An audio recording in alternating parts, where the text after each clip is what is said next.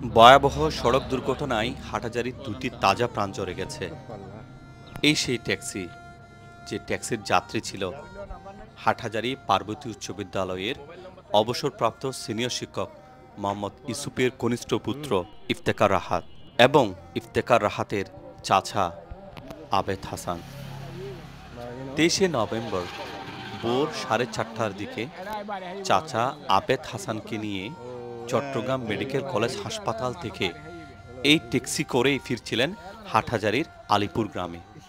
হাটহাজারীর লালিয়ারহাটের উত্তরে মিস্ত্রিঘাটা এলাকায় যখন এই ট্যাক্সিটা অতিক্রম করছিল, পেছন থেকে বালুভর্তি একটি বেপরোয়া গতির ডাম্প ট্রাক সজোরে ধাক্কা দেয় এই ট্যাক্সিকে, আর ঘটনাস্থলেই নিহত হন ইফতেখার রাহাত।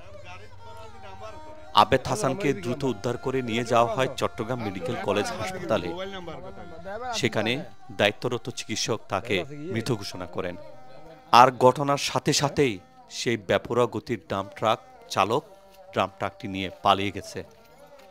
ইফতেখার রাহাত চট্টগ্রাম বিশ্ববিদ্যালয় থেকে ইংরেজি বিভাগে অনার্স মাস্টার্স সম্পন্ন করেছেন। চট্টগ্রাম নগরীর একটি শিক্ষা প্রতিষ্ঠানে শিক্ষক হিসেবে কর্মরত ছিলেন। 25শে নভেম্বর তার রূপালী ব্যাংকে যোগদান করার কথা ছিল। আর আজ হাটহাজারীর আলিপুর গ্রামে চলছে শোকের মাতম। এরকম শত শত দুর্ঘটনায় প্রতি বছর হাজারো মানুষের মৃত্যু হচ্ছে।